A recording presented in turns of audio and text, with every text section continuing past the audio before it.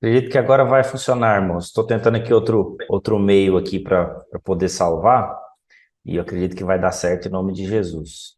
Então, voltando aqui, irmãos, vou projetar para nós aqui o nosso slide. Glória a Deus. Deixa eu voltar aqui, então. Aleluia. Então, se você está aí com a sua Bíblia, você pode abri-la aí em Apocalipse, capítulo 1, novamente, né? E nós vamos falar agora a respeito de Cristo glorificado. Então, a partir do verso 9, se você está com a sua Bíblia, nós vamos ler juntos aqui, ok? A palavra do Senhor diz assim: Eu, João, irmão vosso e companheiro na tribulação, no reino e na perseverança, em Jesus, achei-me na ilha de Patmos por causa da palavra de Deus e do testemunho de Jesus.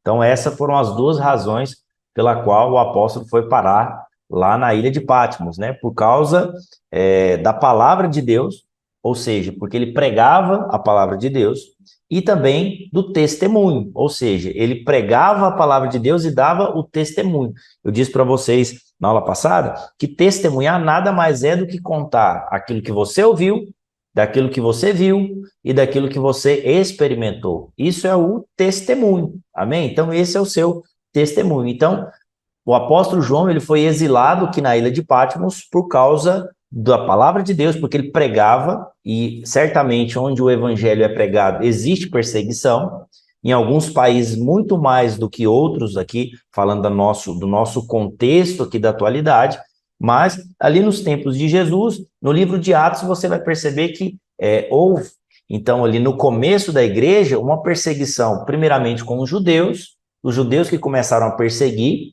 os cristãos, e logo depois o Império Romano, que começou a perseguição, e a partir do ano 70 houve então uma dispersão do povo judeu por toda a terra. Então, ainda há perseguição, acredite nisso. Então, muitos são mortos, muitos são exilados, muitos são presos por causa disso. Existem países que prendem cristãos pelo simples fato de serem cristãos, por testemunharem, né, por causa da palavra e também do testemunho de Jesus. Então, continuando aqui no verso 10. Achei-me espírito no dia do Senhor e ouvi por detrás de mim uma grande voz como de trombeta, dizendo: O que vês, escreve e manda às 7 igrejas: Éfeso, Esmirna, Pérgamo, Tiatira, Sardes, Filadélfia e Laodiceia. Voltei-me para ver quem falava comigo, e voltando vi 7 candeeiros de ouro. E aí, aqui está o motivo pela qual a carta foi escrita, né? O Apocalipse foi escrito, para endereçar as 7 igrejas da Ásia, né? E aí eu quero até recomendar para você, o pastor Luiz está em viagem e ele vai passar por essas igrejas. Então, se você segue o pastor Luiz lá no Instagram dele, ele vai fazer lives lá para falar a respeito dessas igrejas. Então, quero recomendar que você assista, né? Que você acompanhe o pastor Luiz lá pelo Instagram, ok? E ele tem uma visão no verso 3. Ele diz, no verso 13, perdão. E no meio dos candeeiros, então, perdão, no verso 12. Voltei-me para ver quem falava comigo e voltando vi 7 candeeiros de ouro. Então, presta bastante atenção. Nós falamos a respeito dos números, né? Os números, eles têm significado na palavra de Deus. E o número 7, ele significa completude, ou algo que é completo para a eternidade. Então, presta atenção, o fato de serem 7 igrejas representa que essas cartas, elas foram endereçadas para todas as igrejas. Obviamente, no contexto ali do apóstolo João, não existiam tantas igrejas como existem hoje. Eram mais regionais, e especificamente essas aqui nas regiões da Ásia ali. Então, o fato de serem 7 simboliza que, na verdade, essa carta são para todas as igrejas, ok? E nós vamos estudar essas igrejas, acredito que hoje mesmo nós já vamos falar a respeito das primeiras igrejas aqui. E ele, então, viu esses candeeiros, que eram de ouro, e no meio do candeeiro, um semelhante ao filho do homem. Então, aqui ele está tendo a visão de um homem, porque o filho do homem significa que é um homem, com vestes talares, cingido à altura do peito com a cinta de ouro. O seu cabelo, sua cabeça e os seus cabelos eram brancos como alva lã, como neve, os olhos como chama de fogo, os seus pés semelhante a bronze polido, como que refinado numa fornalha, a voz como de muitas águas. tinha na mão direita 7 estrelas, e da sua boca saía uma afiada espada de 2 gumes. O seu rosto brilhava como o sol, a sua força. Então aqui nós vamos falar a respeito de Cristo glorificado. Aqui é a única menção que nós temos a respeito do Senhor Jesus nessa condição de glorificado. Então aqui eu coloquei uma imagem para você, não sei se você consegue ver bem a imagem. Eu gosto muito de ensinar e trazer mais ou menos ali uma imagem, porque a Bíblia também funciona como algo que nós podemos ver, né? Então, aqui nós temos uma imagem que mostra uma semelhança daquilo que João viu. Então, ele viu o Filho do Homem e ele tinha ali toda uma característica, né? Os evangelhos, normalmente, eles falam da obra de Cristo, mas não diz muito a respeito da sua aparência. Então, você vai ver que a Bíblia não faz muita questão de falar de qual que era a aparência de Jesus. Lá em Isaías, tem uma referência que diz que ele era um homem que não causava uma boa impressão, que ele não era formoso, ele não era bonito. Então, a gente olhava para ele e não nos importávamos com a sua beleza. Então, a Bíblia não está muito preocupada com a aparência das coisas, mas sim com a realidade. Então, o apóstolo João está fazendo agora uma descrição daquele que está glorificado. Quando Cristo foi assunto aos céus, ele então foi glorificado. E é interessante, né? Não só na ascensão de Cristo, mas se você perceber, quando Cristo ressuscita, e aí nós temos aquela história dos discípulos no caminho de Emaús, você deve se recordar ali do Evangelho de João, que eles estavam caminhando com Jesus, Jesus se aproximou desses 2 discípulos e eles não reconheceram Jesus. Pode ser que já naquele momento Jesus já tinha um corpo glorificado, talvez a sua aparência tenha sido transformada ali. Outro exemplo também é que quando Pedro e os demais discípulos voltam a pescar e eles veem de longe, eles veem alguém sentado ali na praia. E no primeiro momento eles não identificam que é Cristo, somente depois. O que sugere para nós que depois da ressurreição, Cristo já devia ter ali um corpo glorificado, né? Então, tal qual ele é, nós também seremos um dia. Então, essa mesma aparência de Cristo com um corpo glorificado, nós também receberemos. E nós gostamos sempre de falar a respeito dos 3 tempos da salvação de Deus. Você sabe, quando você creu em Jesus, você foi salvo de maneira completa, amém? Só que se nós pegarmos as 3 partes do homem, lembrando que o homem é um espírito, ele tem uma alma, ele habita em um corpo. Então, em relação à salvação de Deus, ou os tempos da salvação de Deus, nós dizemos que em nosso espírito, quando nós cremos, nós já nascemos de novo, ou seja, nosso espírito foi salvo instantaneamente quando nós cremos. A nossa alma, ela está sendo salva no sentido que ela está sendo transformada. A Bíblia vai dizer que é de glória em glória. Nós estamos cada dia mais sendo trabalhados pelo Espírito Santo de Deus para sermos ainda mais semelhantes e parecidos com o Senhor. E nós seremos salvos no nosso corpo. Por quê? Porque o nosso corpo ainda é um corpo corruptível. Ou seja, ele está sujeito a doenças, ele está sujeito ao envelhecimento. Só que nós seremos salvos no futuro no nosso corpo quando recebermos um corpo glorificado. Quando que vai acontecer isso?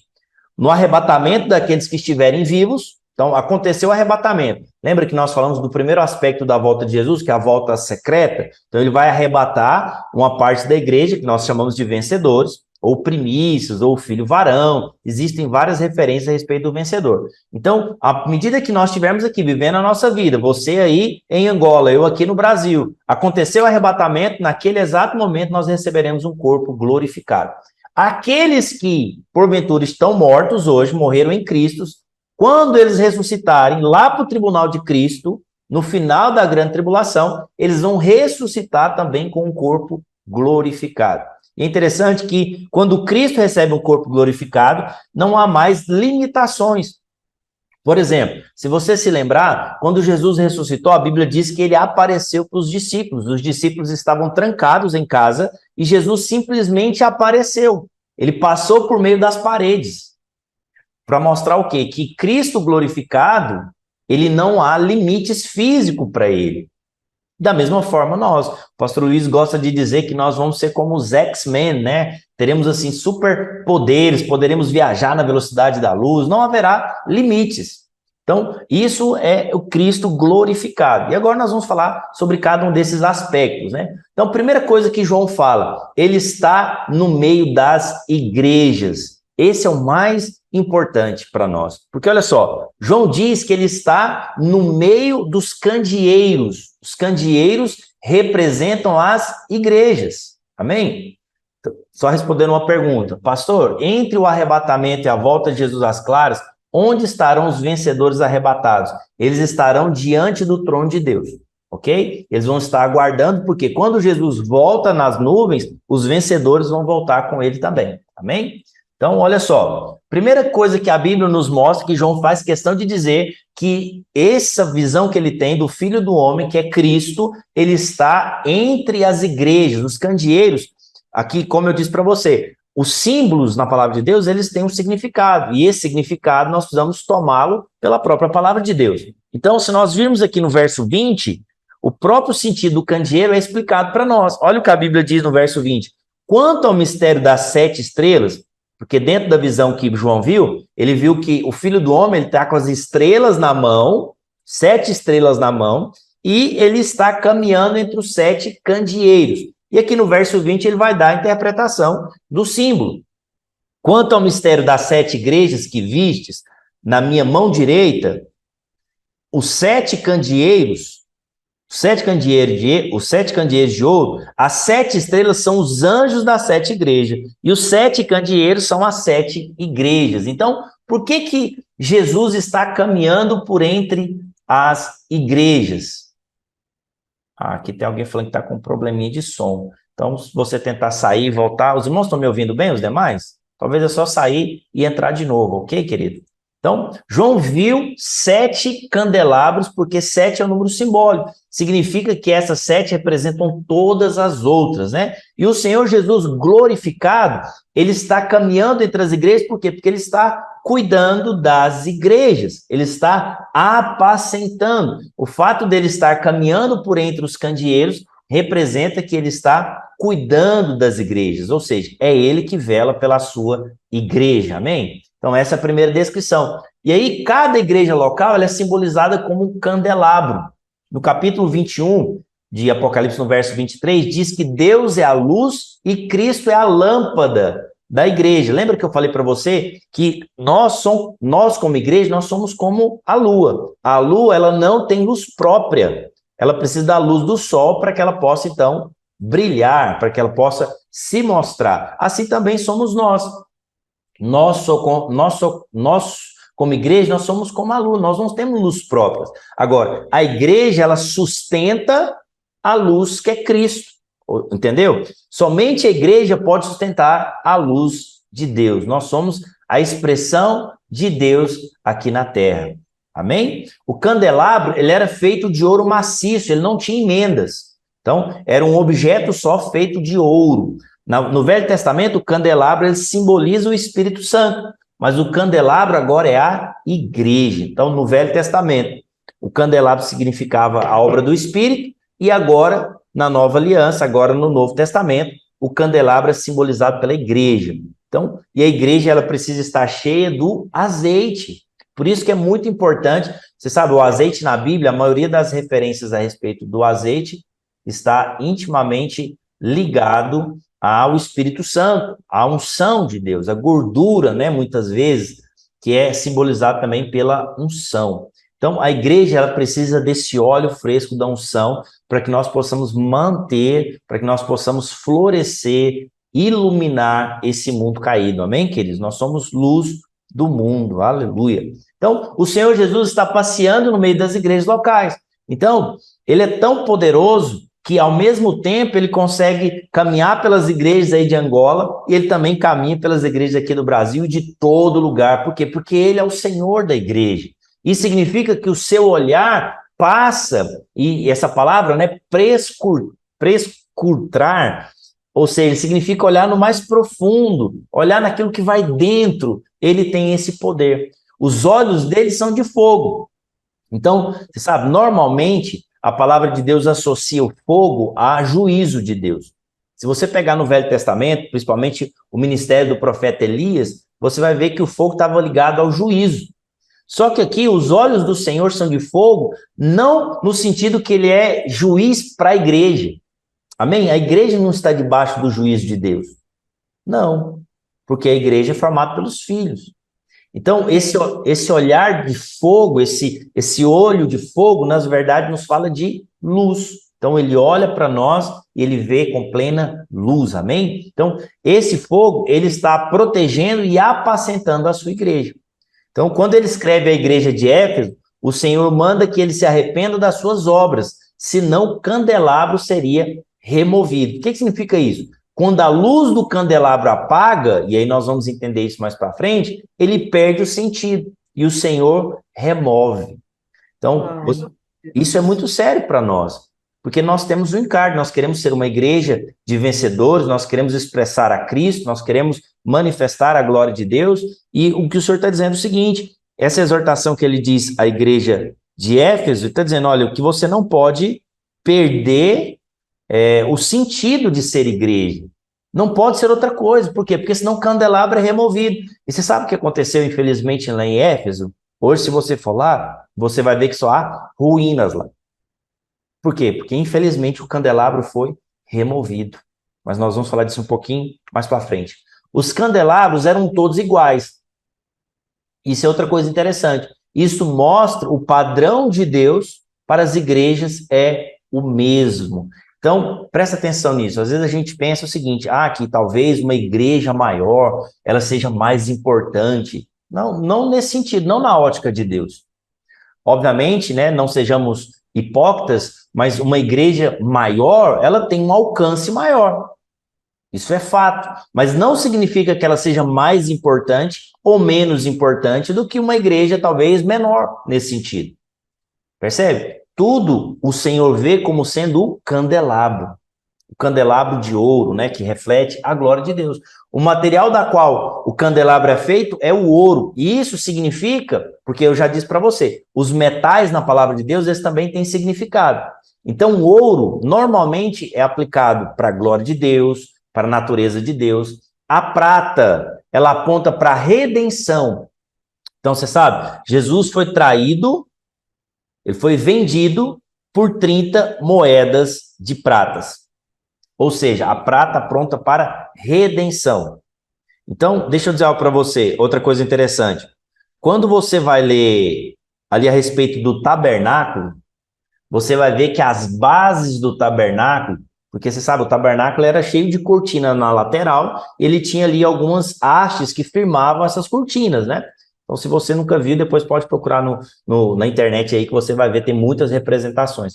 E a base dessa haste, da qual era colocado todo o revestimento do tabernáculo, era de prata, para simbolizar o quê? Que a nossa redenção está fundamentada na obra de Cristo, na redenção. E o que significa o bronze? O bronze na Bíblia aponta para juízo. Então você vai ver que na descrição que o apóstolo João está dando a respeito de Jesus, ele fala que os pés dele é como bronze polido. O pisar na Bíblia tem sempre um significado.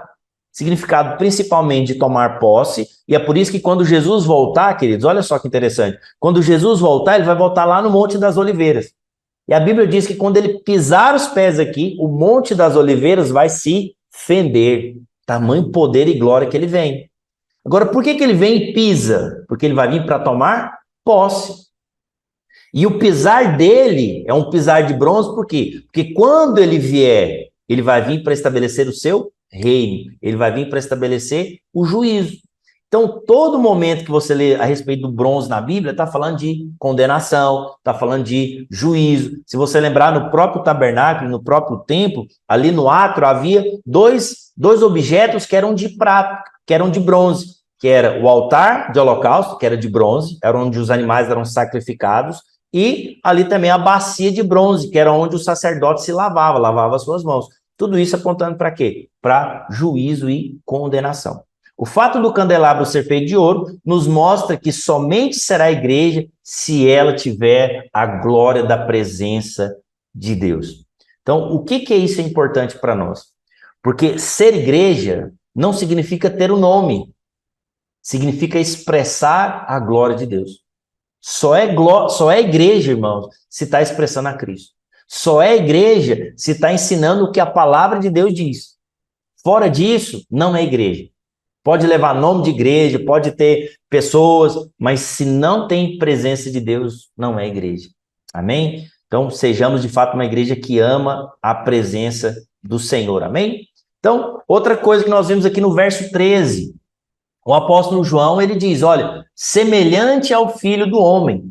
Ou seja, o Senhor Jesus, ele é plenamente Deus e plenamente homem. Quando João viu a Cristo, ele não viu simplesmente um espírito, ele não viu sei lá, tipo uma nuvem cheia de luz, não, ele viu um homem. Para deixar muito claro, eu acredito nisso, que dos problemas que havia na igreja primitiva, e ainda existem essas doutrinas, é que algumas pessoas elas acreditam que Jesus não veio em carne, que Jesus era apenas um espírito evoluído. E isso existe um grande problema, porque se Jesus não veio em carne, ele não morreu pelos nossos pecados. E se ele não morreu pelos nossos pecados, nós ainda estamos condenados. Percebe o tanto que essa doutrina é errada? Tanto que essa doutrina é maligna? Então, Jesus, ele veio em carne. Hoje existe um homem no céu. Foi isso que João viu. Há um homem sentado à destra de Deus. E este homem que está ali sentado também é Deus. Ele é plenamente homem e é plenamente Deus. Ele é plenamente Deus porque a natureza dele é a natureza divina. Tal qual ele é, nós também seremos naquele dia. Amém? Nós já fomos criados à imagem e semelhança de Deus. Uma vez que nós fomos salvos, nós fomos restituídos essa posição e somos imagem e semelhança de Deus. Mas, no sentido que seremos tal qual ele é, que nós teremos um corpo glorificado, assim como ele também tem. Essa é a nossa esperança. Amém? Há um homem no céu e o Filho de Deus sobre a terra.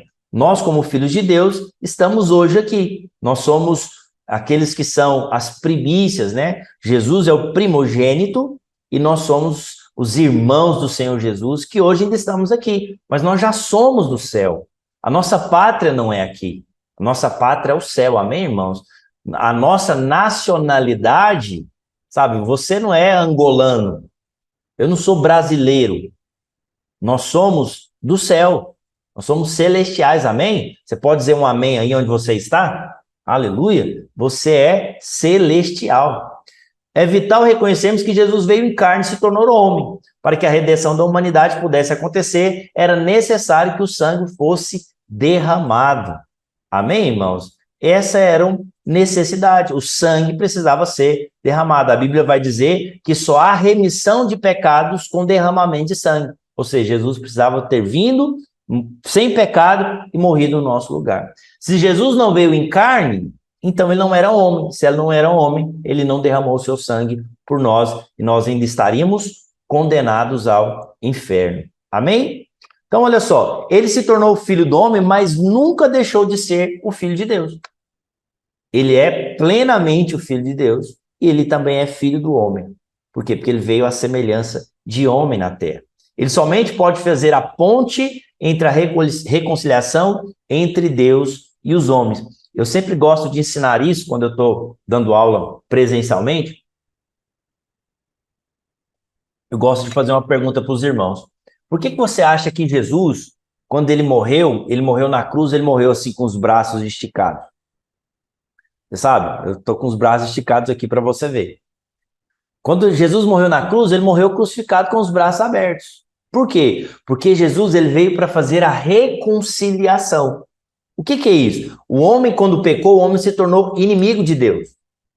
E aí, para que o homem pudesse voltar à posição original de filho de Deus, precisava que Deus viesse ao mundo.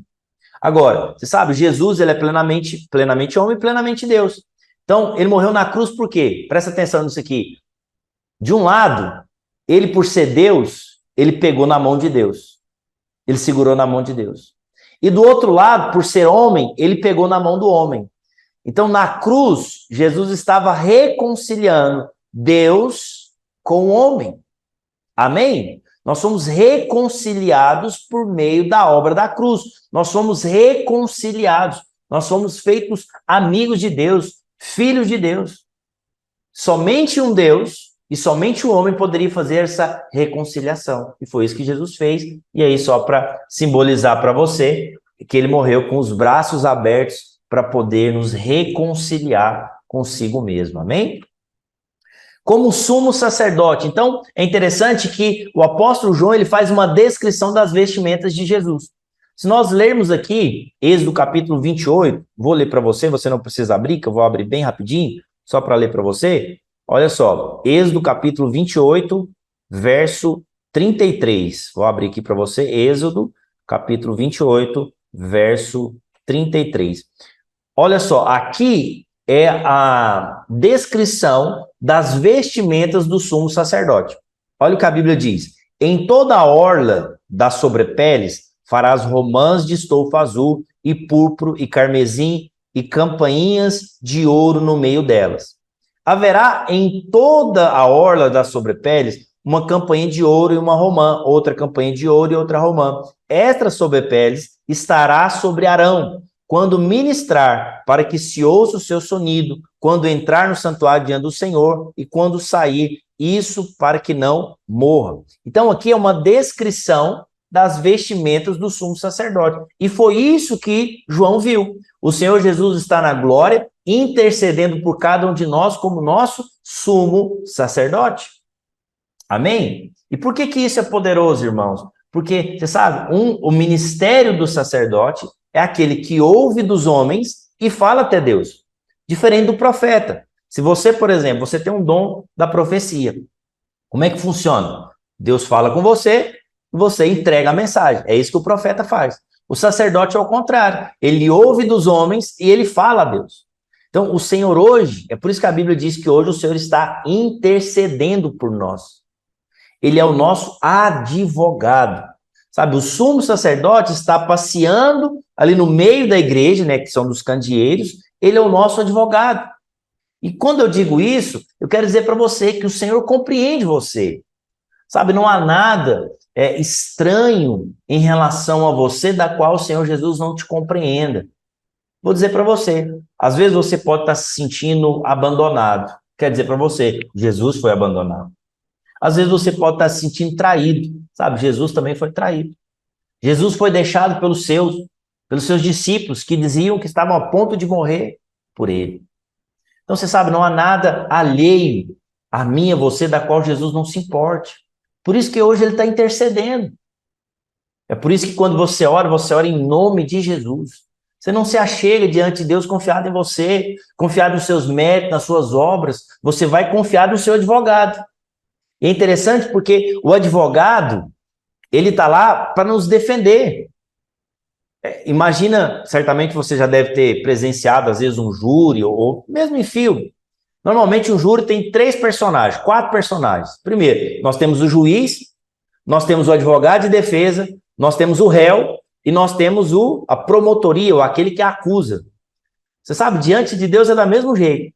A Bíblia diz que Deus Pai ele é o juiz de toda a terra. E há um acusador que nos acusa de dia e de noite. Você é aquele que errou, você é aquele que comete falhas, você é aquele que falhou. E você tem um advogado.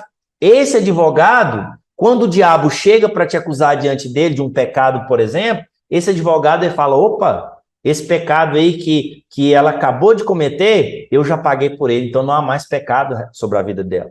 Olha que poderoso isso, irmãos. Você tem um advogado fiel que nunca perde nenhuma causa. Amém? Ele é o vencedor invicto. Ele está lá porque ele cuida de nós. Então ele é capaz de compreender as nossas lutas, os nossos sofrimentos, as nossas angústias. Ele não está aqui para te acusar. O diabo que nos acusa. O Espírito Santo não nos acusa. O Espírito Santo não nos deixa mal. Sabe? É isso que o diabo faz. Então, nessa hora, o que você precisa fazer? Clama pelo Senhor. Fala, Senhor, estou mal, mas o Senhor é meu advogado, o Senhor pleiteia a minha causa. E o Senhor vai lutar por mim, e o Senhor já venceu por mim. Ele é o sumo sacerdote. É interessante que aqui em Êxodo capítulo 28, no verso 4, diz que que o sumo sacerdote, ele tinha uma vestimenta também. Olha só, as vestes, pois, que farão são estas: um peitoral, uma estola sacerdotal, uma sobrepeles, uma túnica bordada, mitra e cinto. Farão vestes sagradas para Arão, teu irmão, e para seus filhos, para que oficiem como sacerdote. O sacerdote, ele tinha um peitoral. Aqui o Senhor Jesus, ele tem um peitoral que mostra, que a Bíblia nos mostra que é algo que é feito de ouro, né? Em Cantares, o Senhor se apresenta como o noivo que está pronto para o casamento. Mas aqui, ele se apresenta como sumo sacerdote, cujos cabelos são como alva lã. Você sabe, o sinal do cabelo branco na Bíblia é sempre sinal de quê? De maturidade. Então, o Senhor Jesus, ele é a maturidade em si, ele é a sabedoria, ele é a experiência em si. Tudo isso está ligado às cãs, né? Que são os cabelos brancos. Por isso que ele tem um cabelo branco, porque ele é aprovado em todas as coisas, ele tem plena sabedoria, ele tem pleno conhecimento de todas as coisas. No seu peito existe um cinto de ouro. Esse cinto significa que ele nos fortalece para o trabalho. E o peito é o lugar do amor. É interessante que o sumo sacerdote, ele carregava um indumentário de ouro que ficava no seu peito assim, e nesse colar que ele tinha, de certa maneira um colar, tinham 12 pedras. E cada uma dessas pedras simbolizava uma tribo de Israel. E por que no peito? Porque no peito é o lugar do afeto, do amor. Então, o sumo sacerdote carregava essa placa aqui com essas pedras para carregar o seu povo no coração. E é isso que o Senhor faz por nós. Então, o Senhor Jesus está glorificado, ele tem cabelos brancos, olhos como de fogo, e ele tem um peitoral. Por quê? Porque é aqui que ele nos leva. Isso nos fala do amor de Deus. Você é muito amado pelo Senhor, meu irmão.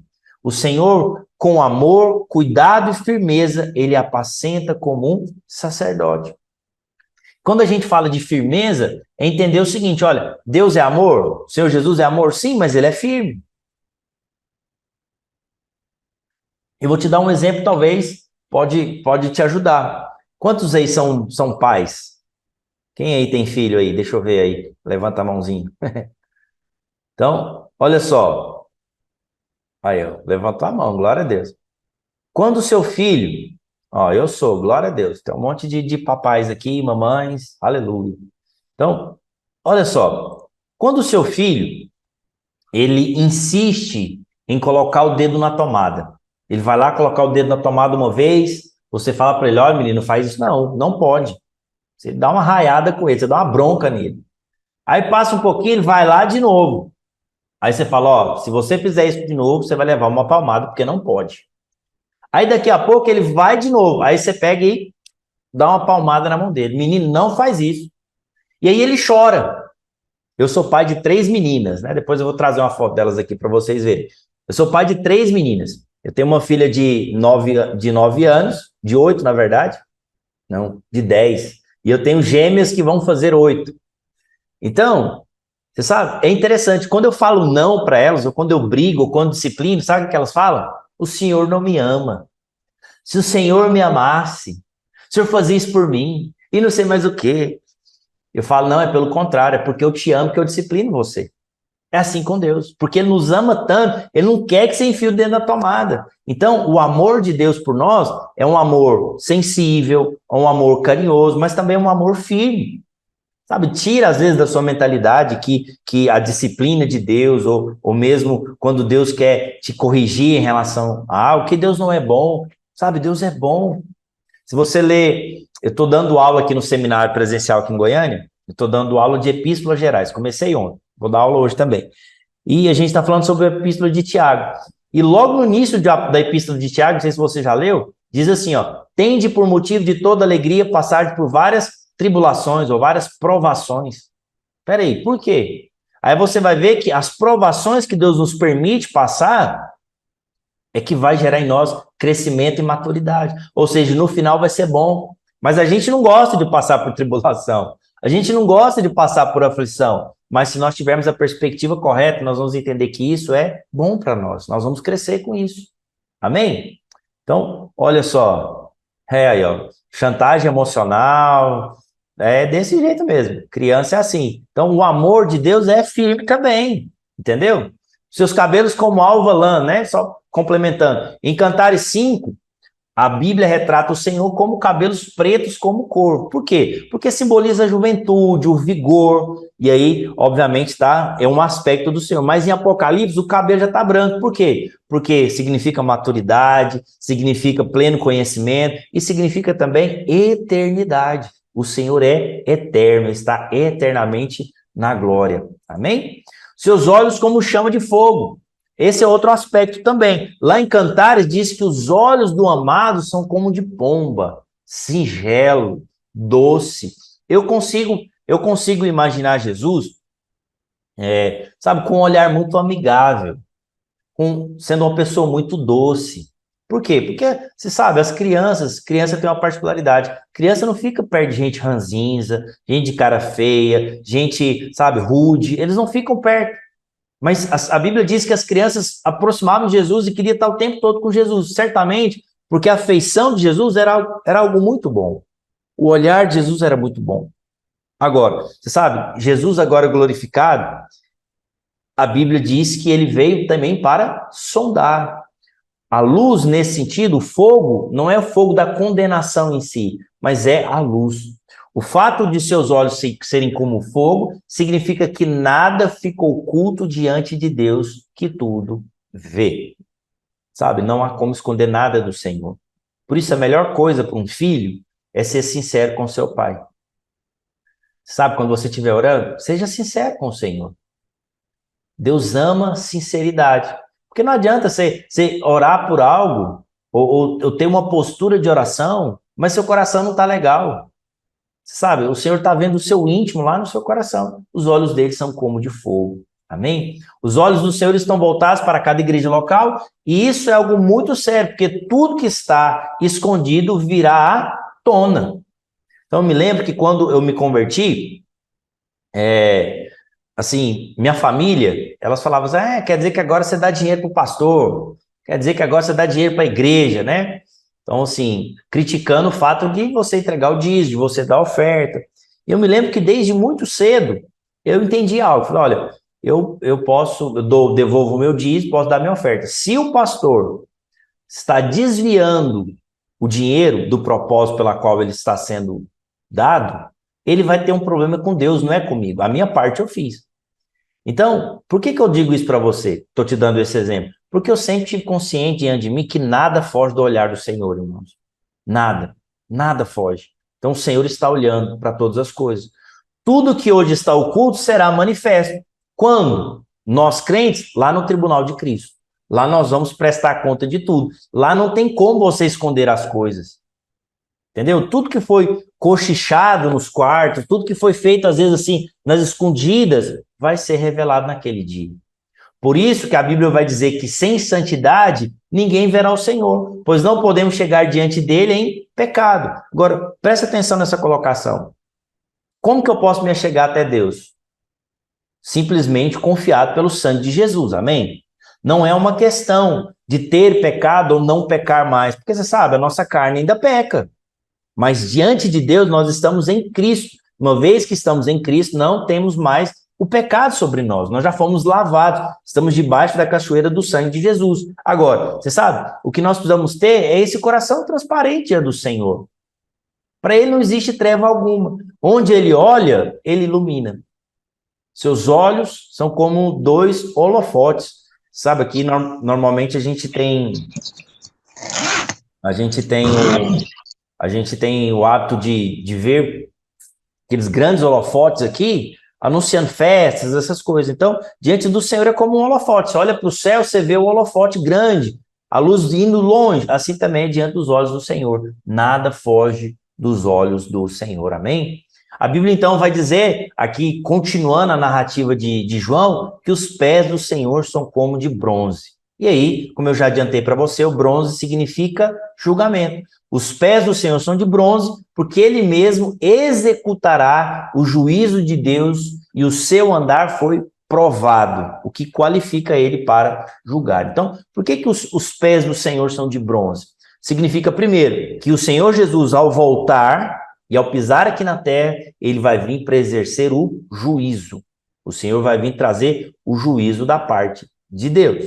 Então, ele vem para julgar, ele vem para governar com cetro de fé. E por que ele é apto para julgar? Porque ele foi aprovado.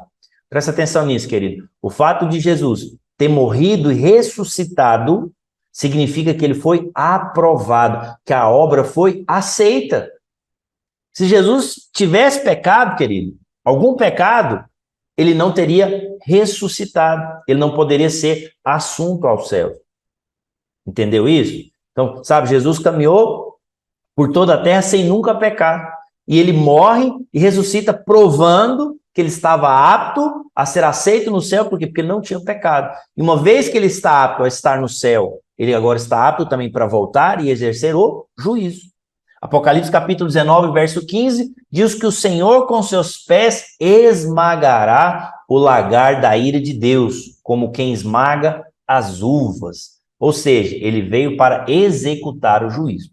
E ó, primeira prova disso. E quando Jesus voltar, ali no final da grande tribulação, vai ter a batalha do Armagedon. E vai ser uma batalha tão terrível, queridos, tão terrível, que a Bíblia diz que o sangue das pessoas da batalha vai dar nos freios dos cavalos. Você sabe, um cavalo médio, ele é alto.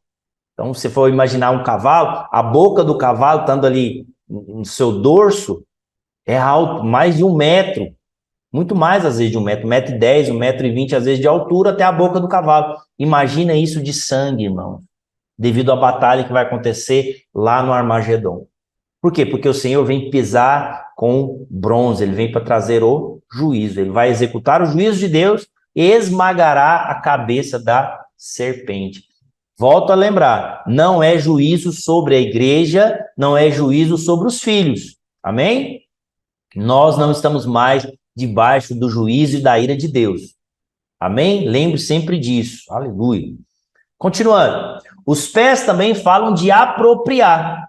Josué capítulo 1, verso 3, a Bíblia vai dizer que quando Josué ele entra na terra prometida, que ele tem ali uma visão, o anjo fala para ele, tira os pés porque aqui é terra santa. Aqui é santo, aqui você não pode pisar de qualquer lugar. Então isso nos mostra o quê? O selo de propriedade, eu tomo posse, eu estou pisando porque é meu.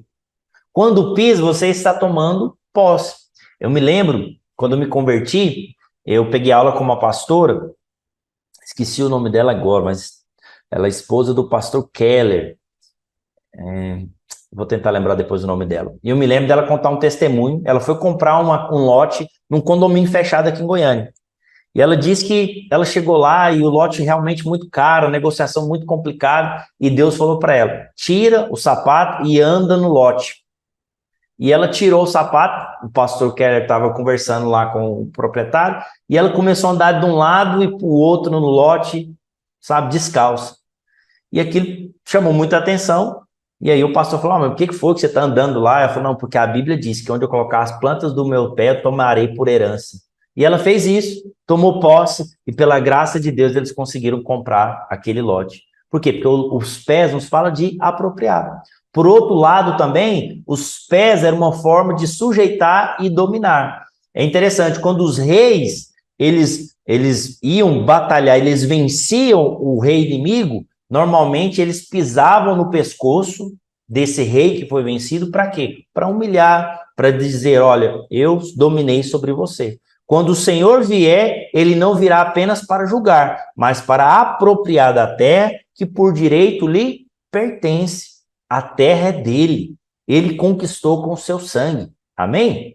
Então, esse é o sentido do Senhor vir com os pés de bronze. E aí, eu já adiantei para você que o ouro simboliza a glória de Deus, a natureza de Deus, a prata nos fala de redenção, e o bronze significa julgamento. Então, no tabernáculo, no Santo dos Santos, era tudo de ouro, a arca era toda revestida de ouro.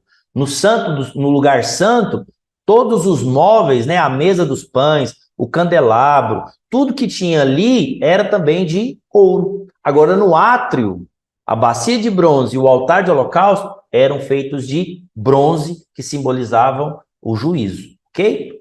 A voz do Senhor, né? A Bíblia faz uma referência a respeito da voz do Senhor. A voz do Senhor é solene e séria. Quando ele fala, tudo desperta. Depois de ouvir a voz dele, a Bíblia diz que João caiu como morto. Então, só para você entender, Apocalipse capítulo 1, esse anjo que fala com o apóstolo João é o próprio Senhor. Então, a voz do Senhor é tão poderosa que a Bíblia diz que João, ele deu como se tivesse morto. Olha só o que o verso 17 diz. 17. Quando o vi, caí sobre os pés como morto. Então, tamanho esplendor da glória do Senhor. A voz do Senhor abala os fundamentos do homem. É por isso, irmãos, que tudo aquilo que nós precisamos nas nossas vidas é ouvir a voz do Senhor. Para tudo. Agora é interessante, né? É bom, importante dizer isso. A voz do Senhor nunca é uma voz irada para você. Nunca é uma voz de condenação. Nunca é uma voz de juízo para você. A voz do Senhor é sempre meiga. O fato da Bíblia dizer que a voz do Senhor é como voz de trovão, é como voz de muitas águas, isso nos fala do poder que existe em ouvir o Senhor. Quando Deus fala, o mundo é abalado. Quando o Senhor fala, as fortalezas do diabo caem. Eu gosto sempre de, quando eu falo disso, de lembrar da tomada de Jericó. Sabe, Jericó foi a primeira cidade que Josué tomou juntamente com o povo. Só que como que eles venceram as muralhas de Jericó? Eles tiveram ali que quebrar na picareta, eles tiveram que jogar uma bomba. O que eles fizeram? Simplesmente gritaram. Se você for ver, eles rodearam por 7 dias. No último dia, eles rodearam a cidade 7 vezes. Depois que rodearam 7 vezes, a Bíblia diz que eles quebraram os cântaros que eles tinham e deram um brado. Na hora que eles deram um brado, as muralhas caíram. Por quê? Porque é assim a voz do Senhor. Quando Deus fala na sua vida, quando Deus libera a sua palavra, cadeias espirituais caem por terra. Circunstâncias são mudadas. Realidades são transformadas. Quando a voz do Senhor é liberada, querido, tudo vai mudar. Por isso, querido, nesses dias, busque ouvir a voz do Senhor. Está passando por uma situação? Ore. Senhor, eu quero ouvir a sua voz, eu quero ouvir a sua direção. Outra característica dessa visão de Cristo glorificado é que ele tem as 7 igrejas, ele tem as 7 estrelas na mão. O que significa essas 7 estrelas, né? Na mão do Senhor havia 7 estrelas, e essas 7 estrelas são os anjos das 7 igrejas. A palavra anjo no original significa mensageiro. Então, se você tiver uma ferramenta aí que chama Strongs, a Bíblia com o dicionário Strongs, quando você clica no nome Strongs, a Bíblia vai dizer, ó, vou ver se eu consigo mostrar para vocês aqui, ó. Na minha versão da Bíblia aqui, não sei se você consegue ver, onde tem a palavra anjo aqui, ó, vou mostrar para você aqui. Opa. Na hora que eu clico na palavra anjo, tem um significado da palavra, o original da palavra. Não sei se vocês conseguem ver aí. Aí, o significado da palavra anjos é angelos, ou angelos, que significa mensageiro. Então, olha só, nesse contexto aqui, essas 7 estrelas não se tratam de um anjo celestial, entendeu? Não é um ser angelical, mas é algo que se compara aos anjos, porque a maioria das referências que a Bíblia nos dá desses seres angelicais, eles são mensageiros, eles vêm para trazer mensagem. E assim é o anjo da igreja, que é um homem que ele veio. Na verdade, você vai entender daqui a pouco, não é somente um homem, mas é aquele que é responsável por trazer a mensagem a cada igreja. Cada mensageiro, ele é um porta-voz do Senhor. Então, poderíamos dizer que são os pastores ou presbíteros da igreja, aqueles que estão à frente da igreja, que são essas estrelas que estão na mão do Senhor. Mas a Bíblia não diz isso de maneira categórica. Mas nem sempre os que possuem o título, presta atenção nisso que é muito importante, nem sempre os que possuem o título de pastor ou de líder que seja, são aqueles que pagam de fato o preço pela vida da igreja. Concordam comigo? Porque, olha, tem gente que tem título de pastor, mas ele não tem o coração de pastor. Ele tá, às vezes, e aí o apóstolo Paulo também vai exortar, que existem mercenários que só querem tirar o couro da ovelha. Só querem aproveitar da ovelha. Você sabe, eles podem até ter um título, mas não significa que são essa estrela. Então, o Senhor está interessado apenas na realidade. Não é porque alguém tem um título de pastor ou presbítero que o Senhor o reconheça como sendo o anjo da igreja. A maioria das teorias da palavra de Deus em relação a isso, eles são, dos estudiosos da palavra de Deus, eles concordam se tratar do pastor, porque na maioria dos casos, graças a Deus, os pastores são, de fato, aquele que tem um coração para a igreja, são aqueles que se dispõem mais. É nesse sentido que a Bíblia está se referindo, amém? O anjo da igreja é alguém que ouve de Deus e é o seu porta-voz. Então, de certo aspecto, cada crente que é um ministro é também uma estrela. Percebe? Ele está representado por um anjo, é alguém que possui uma visão celestial e está posicionado nos lugares celestiais. Então, essa é a posição de todos nós como sacerdote. Sabe, quando você crê, você foi feito sacerdote. Diga amém, pelo amor de Deus. Onde você está? Você é um sacerdote do Senhor. Ok? Então, o sacerdote, ele tem essa visão celestial. Ele tem essa visão da parte de Deus. Ele está posicionado nas regiões celestiais com o Senhor. E é alguém que tem encargo e não apenas o cargo. Você sabe o que é o encargo? Como é que nós podemos definir o encargo? O que é o encargo? Alguém quer abrir o microfone aí e falar o que é encargo para nós? Enquanto eu bebo uma água aqui. Alguém? O que é encargo, irmãos? Encargo é um desejo profundo do coração. Isso é o encargo. Então, se eu perguntar aqui para os líderes de célula que estão aqui, por que você lidera essa célula? Ou você que é o anfitrião, por que você lidera por que você abre a sua casa para ter uma reunião? Sabe, para os demais pastores que estão aqui, aquele que tem um chamado para ser pastor, por que você quer ser pastor? Ou por que você é pastor? Sabe, esses dias reunido aqui com o pessoal do meu discipulado, falei para eles, olha, o que faz você, como um discipulador, permanecer discipulando, mesmo passando luto, passando dificuldade financeira, passando, às vezes, abandonos, o povo nos deixa, por que você continua? Falei, olha, você só continua aqui por causa do encargo. Você tem um encargo no seu coração. E é isso que a Bíblia está dizendo, é esse que tem um encargo, que são essas estrelas. É interessante, né? O Senhor tem um lugar especial para eles. Esse lugar é nas mãos do Senhor. Sabe, o Senhor está cuidando, o Senhor está velando de cada pastor, de cada um daqueles que tem encargo. Essas estrelas estão nas mãos do Senhor. Se somos líderes, precisamos saber que o Senhor não somente passeia entre as igrejas, Ele não está apenas cuidando da igreja, mas Ele também nos carrega nas mãos, amém? Você que tem tido encargo pela igreja, pelo crescimento da igreja aí em Angola, sabe, na cidade que você está, no bairro que você está, se você tem tido esse encargo no seu coração pelas crianças, pelos jovens, adolescentes, velhos, adultos, quer dizer para você, a Bíblia diz que você está na mão do Senhor, Ele está cuidando de você, meu irmão, minha irmã, amém? Ele está cuidando de você, aleluia.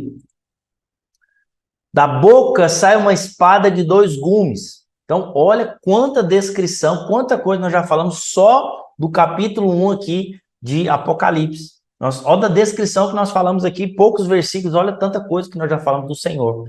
Então, o que é essa espada que sai da boca do Senhor, né? Lá em Cantares 5,16, a Bíblia diz que o falar do Senhor é muitíssimo doce e que ele é totalmente desejável. Já em Lucas capítulo 4, verso 22, Lucas diz que todos se maravilhavam das palavras de graça que lhes saíam dos lábios. Apesar do seu falar doce e cheio de graça, ainda assim é uma espada afiada de 2 gumes. Por quê? Porque ela veio para separar.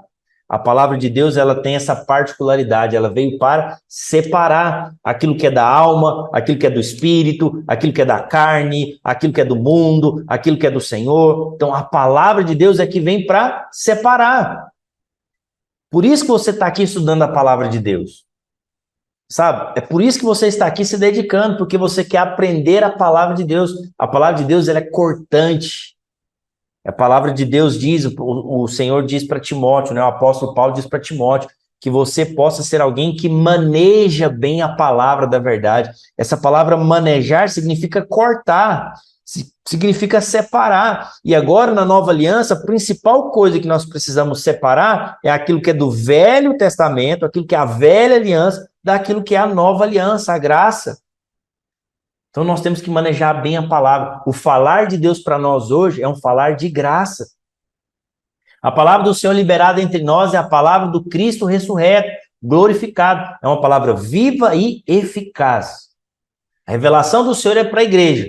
O seu lar como fogo, com a qual nos julga, a sua voz como de muitas águas, com a voz daquele que também nos corrige, e a espada afiada que sai da sua boca para nos instruir e disciplinar. Então, a palavra de Deus serve para isso. Essa espada que sai da boca do Senhor, em relação à igreja, ela vem para nos instruir e para nos disciplinar. Por isso que ela corta dos dois lados. Por um lado, ela nos instrui, por outro lado, ela nos corrige. O rosto do Senhor brilha como o sol.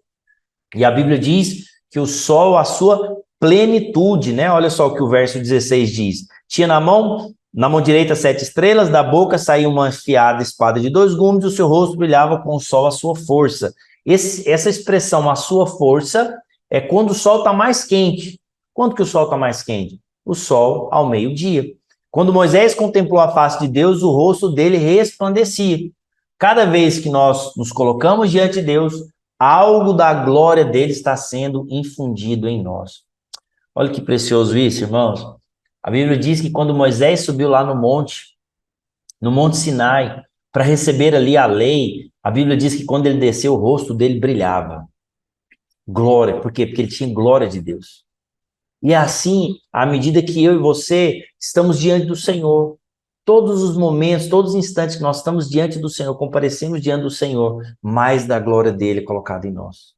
A Bíblia diz que nós somos transformados à medida que nós contemplamos. Como que você contempla a Cristo? Isso é uma boa pergunta.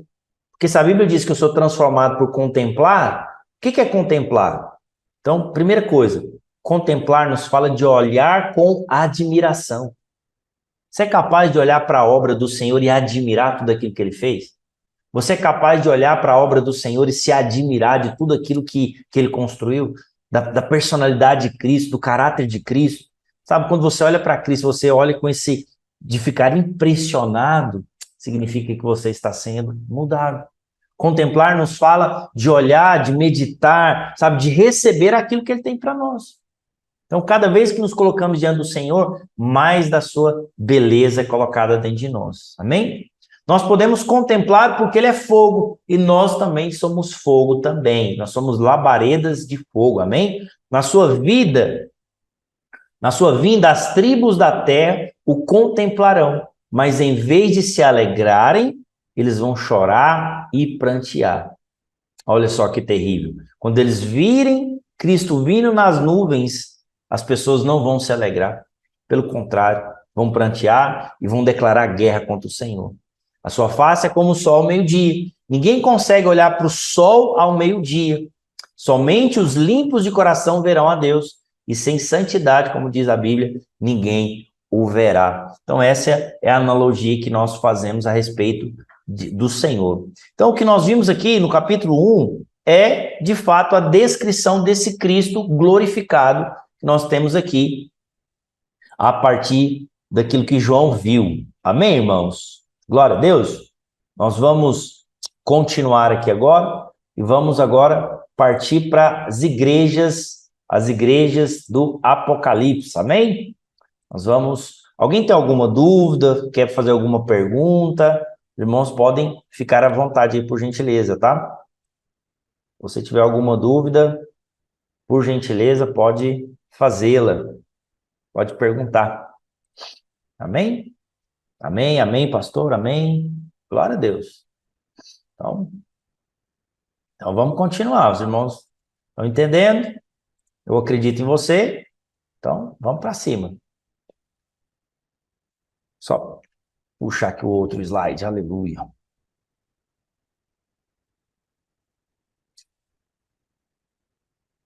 Glória a Deus. Vou compartilhar com vocês aqui agora o nosso próximo slide. Eu acredito ser esse aqui. Isso. Amém. Então, nós vamos começar a estudar agora as cartas às igrejas. Amém? Então, se você está com a sua Bíblia, Apocalipse capítulo 2, nós vamos começar a estudar essas cartas e nós vamos entender o porquê são extremamente importantes para nós e contemporâneas e necessárias para nós como igreja hoje. Amém? Então, vamos lá. Do ponto de vista histórico, as 7 igrejas existiram literalmente. Então, presta atenção. Na época que João escreveu o Apocalipse, essas igrejas existiam, ok? Cada igreja que será citada aqui, elas existiam. Havia uma igreja local em cada uma dessas igrejas aqui, de cada cidade aqui que foi mencionada. Então, elas existiram literalmente. E os problemas que essas cartas elas vão citar, de fato, eram reais. E as cartas certamente foram úteis para edificação. Então, você vai perceber que a motivação pela qual a igreja que a carta foi escrita é para que pudesse mostrar a nós uma série de pontos que nós, como igreja, temos que estar atentos. Então, todavia, por um lado, a natureza do livro de Apocalipse é profética.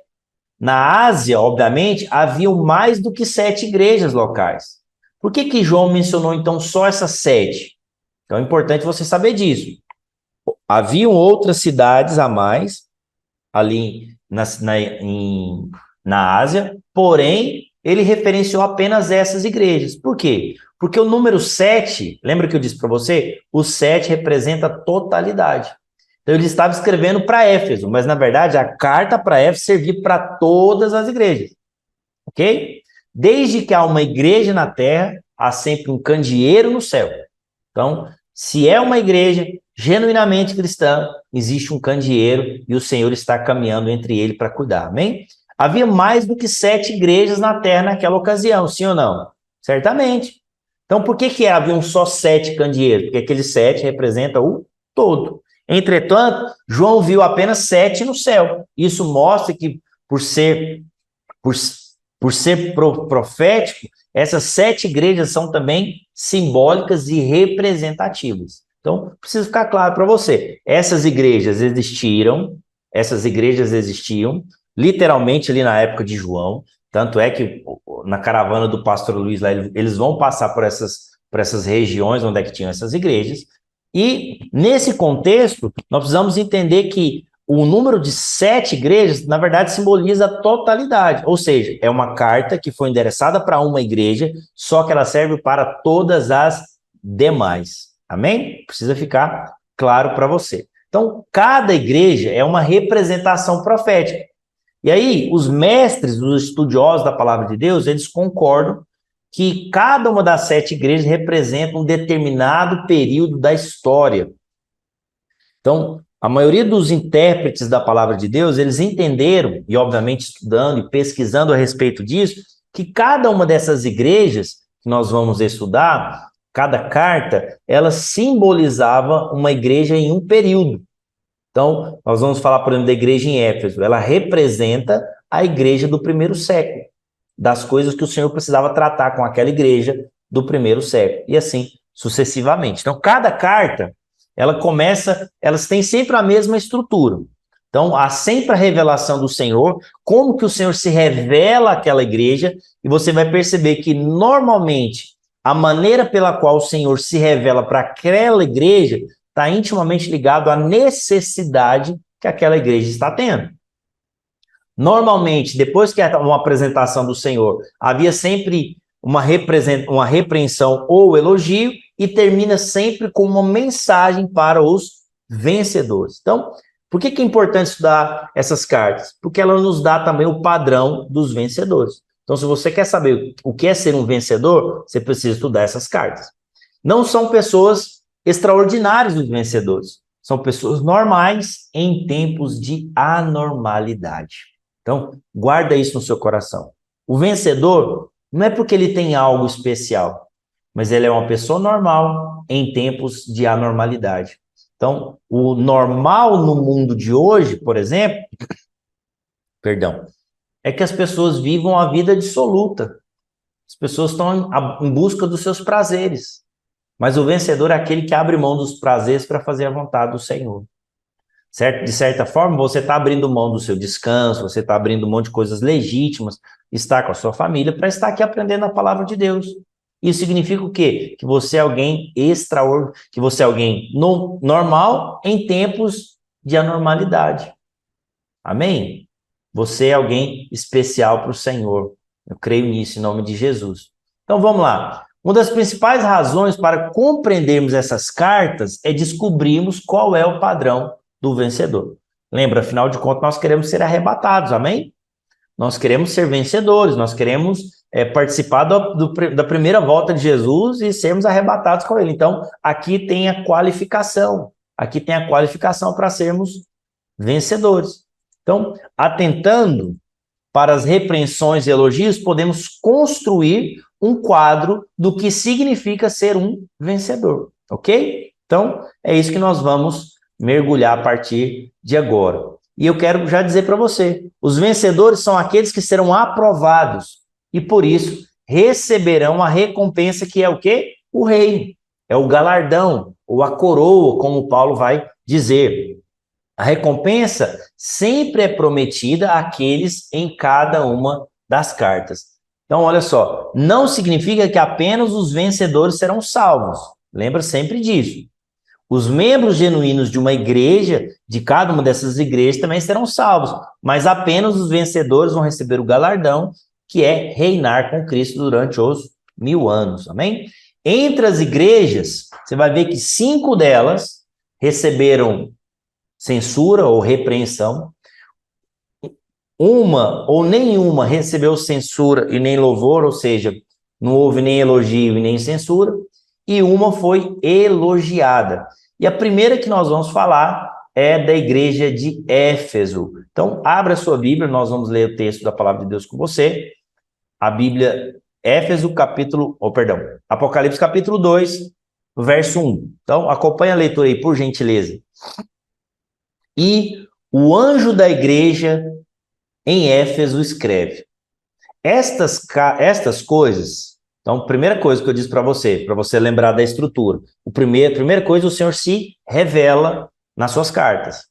Essas coisas diz aquele que conserva na mão direita as 7 estrelas e que anda no meio dos 7 candeeiros de ouro. Então, ele está se apresentando para a igreja de Éfeso. E agora ele está dizendo, ele está fazendo uma menção a respeito da igreja. Verso 2: conheço as tuas obras, tanto o teu labor como a tua perseverança, e que não pode suportar homens maus, e que puseste à prova os que a si mesmo se declaram apóstolos e não são, e achastes mentirosos. Então, olha só, o Senhor está elogiando essa igreja. Olha, é uma igreja que tem obra, é uma igreja que tem labor, é uma igreja que não suporta homens maus, é uma igreja que põe à prova aqueles que se dizem apóstolos, porque são zelosos pela palavra. Verso 3: e tem perseverança, e suportaste as provas por causa do meu nome, e não te deixaste esmorecer. Então, olha só, é uma igreja que tem perseverança, é uma igreja que suportou as provas por causa do nome do Senhor. Só que agora, no verso 4, existe uma repreensão para essa igreja. Então, olha só, tenho, porém, contra ti que abandonaste o teu primeiro amor. Rapaz, estava indo tão bem para a igreja de Éfeso, estava indo tão legal, mas aí o Senhor já vem com essa repreensão dura. Você abandonou o primeiro amor. Ah, meu Deus do céu, o que será que é isso, hein? Vamos entender daqui a pouquinho. Verso 5: lembra-te, pois, de onde caíste, arrepende-te e volta à prática das primeiras obras. E se não, venho a ti e removerei do seu lugar o teu candeeiro, caso não te arrependas. Verso 6: tens contudo a teu favor. Então, o Senhor se apresentou, o Senhor teceu elogios para essa igreja, o Senhor agora faz uma repreensão para essa igreja, que ela perdeu o primeiro amor, e ela diz, olha, no verso 6, tem contudo a teu favor que odeia as obras dos nicolaítas, a quais eu também odeio. Quem tem ouvidos, ouça o que o Espírito diz às igrejas. Então, olha só, a estrutura das cartas vai perceber que é a mesma. No final, agora o Senhor está dizendo aos vencedores: quem tem ouvido, ouça o que o Espírito diz às igrejas. Ao vencedor, dar-lhe-ei que se alimente da árvore da vida, que se encontra no paraíso de Deus. Então, vamos entender aqui essa primeira carta da igreja aqui em Éfeso. Então, temos uma pergunta aqui. Que tipo de disciplina que os crentes derrotados irão sofrer? Calma aí que nós vamos chegar lá. Quando a gente falar disso aqui, Aurélio, você vai entender. Mas só para te adiantar um pouquinho, eu gosto de dar spoiler nas coisas. Só para você entender um pouquinho. A principal disciplina é ficar fora do reino. É não reinar com Cristo. Imagina que você, Aurélio, você chegou lá no tribunal de Cristo, aí o Senhor falou: ó, Aurélio, você recebeu tanta graça de Deus, mas você não multiplicou sua graça, você enterrou seu talento, por causa disso você não vai poder participar do meu reino. Aí você vai ver, às vezes, o irmãozinho lá do seu lado lá, que serviu, entregou sua vida, fez o seu melhor, edificou a igreja, aí daqui a pouco ele está lá na festa, ele está lá desfrutando do reino com Cristo, você está de fora do reino. Essa vai ser uma grande disciplina. Amém? Mas a gente vai falar um pouquinho mais para frente, porque a Bíblia fala sobre verdugos, a Bíblia fala sobre lançar no lugar escuro. Nós vamos entender isso aqui mais para frente um pouquinho, mas só para te adiantar um pouquinho. Então, olha só. Entre as igrejas, 5 foram censuradas e uma não recebeu nem censura e nem louvor, e uma foi elogiada, e a igreja de Éfeso foi censurada. Então, primeiro ponto, a igreja profética representa, lembra que eu falei que profeticamente essas igrejas, ela representa a igreja em um determinado momento? A igreja em Éfeso, por exemplo, ela representa a igreja do primeiro século. Então, qual que é a característica que nós vemos aqui dessa igreja do primeiro século? Primeira coisa, como que o Senhor se revela a ela? Ela se revela, o Senhor se revela como sendo aquele que está apacentando. Então, para esta carta, o Senhor Jesus apresenta-se com um nome especial de acordo com as necessidades de cada um. Foi aquilo que eu disse para você. O seu nome nos fala daquilo que ele é. Ele mesmo é a nossa provisão e suficiência. Então, olha só, ele está repreendendo a igreja, mas a própria maneira como ele se apresenta, ele está mostrando para nós aquilo que a igreja precisa. Nessa carta de Éfeso, ele se apresenta como aquele que conserva nas mãos as 7 estrelas e anda no meio dos candeeiros. Então, os irmãos já estão cientes aquilo que significa. Os candeeiros são as igrejas e os anjos são as estrelas. Ok? O fato do Senhor passear entre os candeeiros mostra que ele está cuidando e apacentando da igreja. Então, o Senhor se apresenta para essa igreja como sendo aquele que está cuidando, aquele que está apacentando a igreja. Qual que é a mensagem? No verso 2, primeira coisa, o Senhor diz para ela: olha, o Senhor conhece as obras, o labor e a perseverança. São coisas distintas. Então, obra é diferente de labor. O trabalhar é algo bom, mas laborar significa fazer com encargo. Então, pode ser que você está trabalhando, você pode estar fazendo alguma coisa para a igreja, mas quando você faz com encargo, a Bíblia chama isso de laborar. E essa igreja tinha tanto obra quanto labor, ou seja, era uma igreja que trabalhava. Ela tinha obras, ela fazia coisas para o Senhor. Percebe? Então, certamente fazia evangelismo, certamente, parafraseando agora o nosso tempo, né? Tinha células, tinha discipulado, ganhava muita gente, apacentava as pessoas, fazia encontro, fazia uma série de coisas e fazia com encargo. Trabalhava muito, sabe? O Senhor não censurou essa igreja por trabalhar. Então, a gente pressupõe o quê? Se o Senhor não falou nada em relação ao trabalho, ao laborar, então nós, como igreja, precisamos ter trabalho, sim ou não? Deixa eu dizer algo para você, queridos, não existe crescimento da igreja sem o trabalho dos irmãos. Entenderam isso? Não existe. Se você parar de liderar uma célula, se os líderes pararem de liderar uma célula, se ninguém mais quiser liderar, como que a igreja vai avançar? Como que nós vamos pregar o evangelho? Como que nós vamos multiplicar a célula se ninguém quiser liderar a célula? Como que as crianças serão alcançadas se ninguém se dispõe a ir lá liderar a célula? Então, trabalhar não é problema, laborar não é o problema. Não foi o problema dessa igreja. Pelo contrário, foi elogiada por causa disso. Testava os que se declaravam apóstolos. Isso mostra que havia e ainda pode haver apóstolos além dos 12. Então, essa é uma pergunta que às vezes nos fazem. Pastor, tem pessoas que se intitulam apóstolos. Existe apóstolos hoje? Deixa eu dizer para você, sim, a Bíblia diz sim que há apóstolos. Alguns a Bíblia vai dizer que foram chamados para apóstolos, outros para pastores, para mestres, para profetas e para mestres, amém? Mestres e pastores. Então, o que acontece? Existem apóstolos? Sim, só que com um ponto importante. Os apóstolos de hoje, eles não são superiores aos apóstolos do Cordeiro. Quem são os apóstolos do Cordeiro? São aqueles que andaram com Cristo e, certamente, o apóstolo Paulo, que veio posterior. Então, qualquer apóstolo hoje que diz que nós precisamos atualizar a Bíblia, ou que a Bíblia ficou desatualizada, ou que vem com algum tipo de interpretação fora daquilo que está nas Sagradas Escrituras, esse apóstolo não é digno de confiança. E é isso que a igreja de Éfeso fazia, e foi elogiada pelo Senhor. Chegava alguém lá para pregar, não, porque eu sou apóstolo, e porque eu sou apóstolo, é assim que tem que pregar, é isso aqui que nós... Não, peraí, vamos checar se o que você está falando está de acordo com o que a palavra está dizendo. Vamos ver se o que você está querendo ensinar se está em linha com aquilo que os pais da igreja ensinaram. Percebe? É isso que é colocar em prova. Então, se por um lado eles colocavam a prova, porque certamente existiam falsos apóstolos. Sim ou não? Nós podemos pressupor isso. Se eles colocavam a prova, é porque alguns não eram verdadeiros. Em relação aos profetas, pastor, é a mesma coisa? Não entendi. Não entendi essa pergunta. Em relação aos profetas, o que, Aurélio? Depois explica melhor aqui para eu te responder. Então, olha só, essa igreja, ela testava, ela sabia. Então, peraí, você está ensinando algo, me mostra que o que você está ensinando realmente bate com o ensino dos pais da igreja. Porque se fosse contra, eles não teriam oportunidade. Sabe, existem alguns pregadores que são itinerantes, né? Não sei se existe isso aí em Angola, mas aqui existe. Que ele não está vinculado a uma igreja, mas ele sai visitando várias igrejas, se diz apóstolo, se diz pastor, e sai pregando nas igrejas.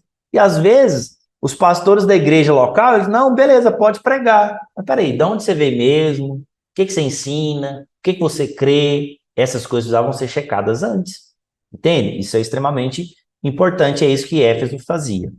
Tinha perseverança em meio às provas sem esmurecer. Outra característica dessa igreja. Perseverança somente pode ser observada no meio da adversidade. Você sabe, você só pode dizer que alguém é perseverante se você tem passado por luta e dificuldade. Porque é o que vai realmente mostrar se você tem perseverança, se você continua. Perseverar significa continuar, independentemente do que você está passando, vivendo, vivenciando. Amém? Então, olha que igreja top, irmãos. Olha só que igreja maravilhosa. É uma igreja que tem obras, é uma igreja que tinha labor, é uma igreja que checava as pessoas que se diziam apóstolos. É como a Bíblia vai dizer lá em Atos, né? Os bereanos. Nós precisamos ser como bereanos, amém, irmãos? Qual que é a característica dos bereanos? Os bereanos são de Bereia. Eles checavam se aquilo que estavam sendo pregado era de acordo com o que a palavra de Deus estava dizendo. Nós precisamos ser esses bereanos. Então, você precisa checar se aquilo que eu estou ensinando para você está em linha com a palavra de Deus. E se em algum momento você não compreendeu, você tem toda a liberdade de perguntar. Amém? É isso que os bereanos faziam. Eles examinavam para ver se o ensino estava de acordo com o que a palavra de Deus dizia. Então, essa igreja tinha perseverança. E havia também uma repreensão, que essa igreja havia abandonado o primeiro amor. Essa palavra primeiro, aqui em Apocalipse capítulo 2, verso 4, significa, no original, a palavra próton, ou próten, que significa primeiro lugar, em primeiro lugar. Em Lucas capítulo 15, verso 22, a palavra próton é traduzida como melhor, ou seja, é uma palavra que tem significados distintos. E aí é uma dificuldade, por exemplo, da palavra, o idioma português. O idioma português ele é muito limitado. Então, uma palavra só, por exemplo, que na Bíblia está amor, nós sabemos que amor pode ter vários significados no original. Filéu, eros, ágape. Então, existem vários significados para a palavra amor. Da mesma maneira, a palavra primeiro, que pode ser traduzido como primeiro, primeiro lugar, ou como também como melhor. E aí a gente entende, então, o significado. O que é, então, perder o primeiro amor? Vamos entender isso aqui. Quando deixamos a iniquidade entrar em nossas vidas. Ou seja, quando não discernimos o quão o pecado é terrível e problemático nas nossas vidas. Entendeu? Então, isso é algo que nós entendemos como ser perder o primeiro amor. Quando deixamos e vivemos uma prática pecaminosa, uma prática que está contrária à palavra de Deus. Quando perdemos a alegria da salvação. Quando deixamos de nos alimentar do Senhor.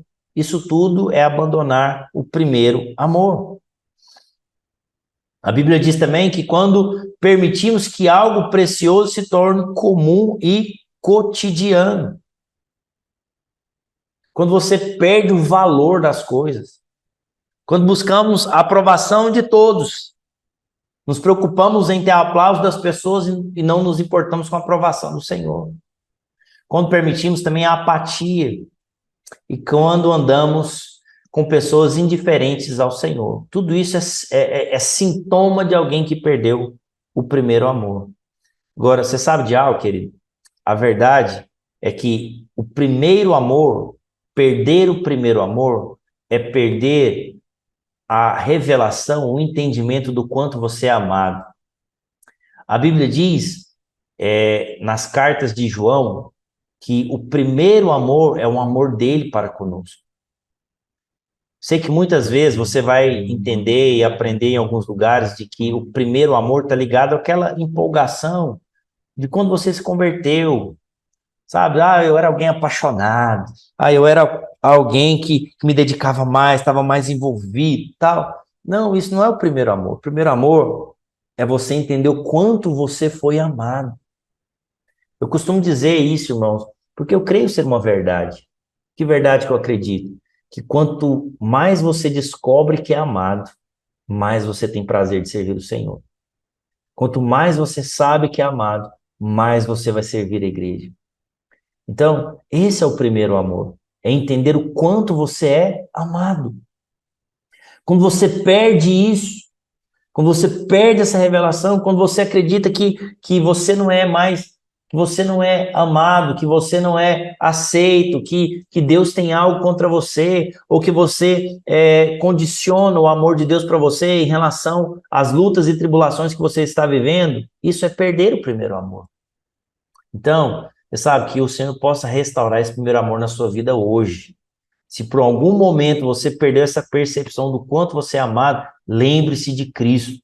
A palavra do Senhor vai dizer que o Senhor prova o seu amor por nós, por ter Cristo morrido na cruz em nosso lugar. Deus não somente ama, Ele não somente fala que nos ama, mas Ele provou o seu amor por nós. Então essa igreja, infelizmente, ela perdeu esse senso de que é amada pelo Senhor. E o Senhor diz para ela, olha, se não se arrepender, removerei do seu lugar o candeeiro. E, infelizmente, foi algo que aconteceu. Então, lembra, vou recapitular isso para você. Quando essa carta foi escrita, havia uma igreja local lá em Éfeso, que estava passando por esses problemas. E o Senhor disse, olha, se você não arrepender, se vocês não voltarem ao primeiro amor, a revelação de que o quanto vocês são amados, eu vou remover o candeeiro, não vai ser mais igreja. Pode ter nome, pode ter placa de igreja, mas eu não vou estar lá. E você sabe qual que é o pior de tudo? Que, infelizmente, essa igreja não existe mais. A igreja em Éfeso, ela deixou de existir por mais de 1000 anos. O candeeiro foi removido. Hoje, há igrejas em Roma, há igreja em Corinto ou em Tessalônica, mas em Éfeso não há mais. Por quê? Porque o candeeiro foi removido, não é mais igreja. Percebe o quanto isso é sério? É interessante, uma particularidade, que essa igreja, ela odeia as obras dos nicolaítas. Pastor, o que é isso, nicolaítas, né? Então, para você entender o que significa esses nicolaítas, você precisa entender o significado das palavras. Então, você não vai encontrar outros termos chamados de nicolaítas na Bíblia, com exceção de Apocalipse. Então, essa igreja, ela odiava essa obra, que significa o quê? Nicolaíta significa a junção de duas palavras. Nicaô, que significa conquistador, ou aquele que está sobre, e Laos, que é povo, povo comum, ou povo secular. Ou seja, nicolaítas são aqueles que querem dominar sobre o povo. Ou seja, aqueles que querem exercer uma posição de influência no sentido de dominar as pessoas. Sabe, na época de Éfeso havia apenas o comportamento e não o ensino dos nicolaítas, que nós vamos ver um pouco mais adiante. Então, de certa maneira, esses nicolaítas eram aquelas pessoas que queriam, sabe, exercer ali um ensinamento de que eles eram especiais, que eles tinham recebido algo, uma revelação especial do Senhor. E aí onde a gente tem a origem de algo que nós chamamos de clericalismo, que ficou muito conhecido na igreja, principalmente na Idade Média, que é o clericalismo, que é, na verdade, uma distinção dentro da igreja que foi criada, onde haviam ali dois grupos, os clérigos e os leigos. Quem que eram os leigos? Quem que eram os clérigos primeiro? Os clérigos eram aqueles que tinham um título eclesiástico, padres, papas, naquela ocasião, e eram pessoas que eles tinham ali acesso à palavra de Deus, ou seja, é como se fosse uma classe especial de pessoas que podiam servir a Deus. Em contrapartida, nós tínhamos os leigos, que eram pessoas comuns, que eram meramente consumidores espirituais. Vou te dar um exemplo, como aqueles crentes que simplesmente sentam ali para receber algo e nunca contribuem, nunca se envolvem com nada. E é algo cômodo para eles. Então, lá na igreja da Idade Média aconteceu isso. Os padres, os papas, eles tinham acesso à Bíblia, só eles tinham ali encargos em relação ao serviço da igreja, e os demais leigos, eles iam apenas para consumir ali o culto, uma palavra, mas nunca se envolviam. E aí, isso vai frontalmente contra o ensino da palavra de Deus. Por quê? Porque o que a Bíblia nos ensina é a respeito do sacerdócio universal do crente, ou seja, todo crente, todo mundo que nasceu de novo, inclusive eu e você, diga amém, você nasceu de novo? Amém? Aleluia. Glória a Deus. Amém, pastor. Então, olha só, você que nasceu de novo, a Bíblia diz que você é um sacerdote. Todos nós podemos ouvir de Deus, todos nós podemos orar pelos enfermos, podemos expulsar demônios, podemos pregar o evangelho, todos nós. Amém? Isso é o sacerdócio universal do crente. E eu vou dizer para você, querido, muitos irmãos nossos morreram por causa disso. Você sabe, se não me engano, hoje, né? Hoje, eu acho que hoje é 31, isso. Hoje é o dia da Reforma Protestante, se não me engano. Você sabe, uma das cláusulas ali que Lutero, ele defendeu, quando ele defendeu as suas teses, era o sacerdócio universal do crente. Ou seja, ele defendia que todo crente podia ser um ministro, um sacerdote. E ele foi frontalmente confrontado contra o ensino da Igreja Católica, por exemplo. Entendeu? Então, olha só, pessoas morreram por causa disso. E essa igreja em Éfeso, eles eram contra esse ensinamento. O povo, olha só, o sacerdócio é universal. A intenção original de Deus era ter uma nação de sacerdotes, desde quando teve ali o Êxodo. O Novo Testamento, o projeto de Deus é concretizado, como diz aqui em 1 Pedro, capítulo 2, verso 9. Ou seja, nós somos uma nação de sacerdotes e reis, ou seja, nós governamos e somos sacerdotes. E aí, por final dessa carta, nós temos a recompensa. Qual que é a recompensa para essa igreja, para o vencedor? A árvore da vida no paraíso de Deus. A grande questão não é o que a árvore da vida é, mas se você quer seguir a intenção original de Deus que está no Éden. Qual que é esse acesso, né? O que quer dizer ter acesso a essa árvore? Significa voltar àquele propósito original. Sabe, qual que é o propósito original de Deus para nós? Sermos uma expressão de Cristo. Sermos uma expressão dele. Sabe, exercermos domínio, crescermos, multiplicarmos, vivermos um relacionamento íntimo com Deus, porque é isso que aconteceu no Éden. Então, o vencedor vai passar no meio do paraíso de Deus e comer da árvore da vida. Em outras palavras, o vencedor é aquele que cumpre o propósito original de Deus, que é, retomando, Gênesis capítulo 1, verso 26, crescer, multiplicar, dominar, expressar a Cristo. Nós somos criados à imagem e semelhança do Senhor para que possamos expressá-lo. Amém, meus irmãos? Glória a Deus! Nós estamos aqui partindo para o final e nós vamos ainda ler aqui o que a palavra do Senhor está dizendo para nós aqui a partir... Deixa eu só abrir aqui, por gentileza. Apocalipse capítulo 2, a partir do verso 8. Nós vamos falar sobre a igreja de Esmirna, ok? Então, olha o que a Bíblia diz, verso 8. Ao anjo da igreja de Esmirna escreve: estas coisas diz o primeiro e o último, que esteve morto e tornou a viver. Conheço a tua tribulação, a tua pobreza, mas tu és rico, e a blasfema dos que a si mesmos se declaram judeus e não são, sendo antes sinagoga de Satanás. Não temas as coisas que tem que sofrer.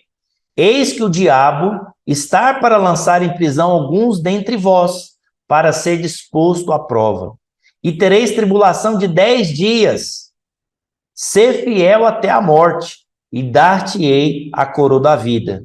Quem tem ouvidos, ouça o que o Espírito diz às igrejas. O vencedor, de nenhum modo, sofrerá o dano da segunda morte. Amém, queridos? Eu vou interromper aqui o compartilhamento aqui e vou deixar para você aqui, se você quiser fazer uma pergunta nesses últimos minutos que nós temos aqui. Então, amanhã a gente parte desse ponto aqui para falar da igreja de Esmirna. Amém? Alguém quer fazer alguma pergunta? Quer fazer algum comentário? Pastor, eu mandei aí a minha pergunta, que eu acho que não foi muito bem formulada, quando o senhor falava dos apóstolos, não é? Certo. Que Jesus teve os 12 apóstolos. O senhor dizia que hoje nós temos apóstolos, só que não, ou seja, eles não funcionam da mesma forma que os apóstolos do passado fizeram. Eles não têm a mesma autoridade do que os apóstolos do Cordeiro, isso. E a minha pergunta foi a respeito dos profetas, né? Sabemos que existiram os profetas, mas lá em Éfeso, né, a Bíblia diz que Deus chamou alguns para profetas, pastores, e na questão dos profetas, também a mesma coisa, eles não têm a mesma autoridade, porque antigamente os profetas eram aqueles que traziam da parte de Deus para o povo, eram os mensageiros. Certo. E hoje, nós vemos no nosso meio que existem os profetas, né? Aqueles que intitulam-se como alguém que tem a revelação, ou seja, unicamente, e dá para o povo. Certo. É errado esse tipo de ensino? Então, nós cremos que existe sim o ministério do profeta, cremos que Deus continua falando com o seu povo e Deus pode usar cada um da maneira como lhe apraz, né? Você vai ver que quando Deus distribui ali, a Bíblia diz da distribuição dos dons ministeriais, que há sim profetas, né? Só que todo profeta, ele tem que profetizar aquilo que está de acordo com a palavra de Deus. Se aquilo que ele está profetizando está frontalmente contra a palavra de Deus, nós temos que desconsiderar. A Bíblia diz isso como sendo um falso profeta, é um falso ensino, entendeu? Então, nesse caso, nós desconsideramos. A palavra que nós entendemos como sendo palavra do profeta é aquela palavra que está em linha com a palavra de Deus. Então, é isso que nós precisamos julgar. A Bíblia nos exorta que nós devemos julgar a profecia. Então, aquele que libera uma palavra profética, ele pode ter sim a sua profecia julgada pelos que são os líderes da igreja, né? Aqueles que estão à frente da igreja que podem julgar a profecia. Então, nesse sentido, existe sim o ministério do profeta. O que nós devemos ter é sempre o cuidado de checar se a profecia está de acordo com a palavra de Deus. Amém? Amém, pastor. Obrigado. Deixa eu ver, alguém fez alguma pergunta aqui? Poderia exemplificar? O quê, minha querida? Nesse caso de uma profecia, pastor, que não Ah. teria, que Ó, poderia conflitar. Vou te dar um exemplo aqui simples, por exemplo. Imagina que você pensou em relacionar com alguém e essa pessoa que você quer relacionar, ela é um descrente, por exemplo, certo? E aí, a Bíblia diz para nós de maneira muito clara que não há julgo desigual, ou seja, um cristão ele deve se casar com um cristão. Aí imagina que um profeta te procurou, falou, olha, Deus falou comigo que você deve casar com a pessoa tal. Só que essa pessoa tal, ela não é crente. Percebe então que a profecia está em desacordo com a palavra? Então, peraí, a Bíblia diz que eu não posso relacionar, agora o profeta está dizendo que eu posso? Então eu tenho que ficar com a autoridade da palavra. Amém? Então, um exemplo mais simples aqui que eu me vi na cabeça aqui. Pode nos enviar os slides da aula de hoje? Eu vou enviar para vocês, sim. Vou enviar o PDF. Tá bom? Deus abençoe vocês. Um grande abraço. Obrigada. Tamo juntos. Um abraço.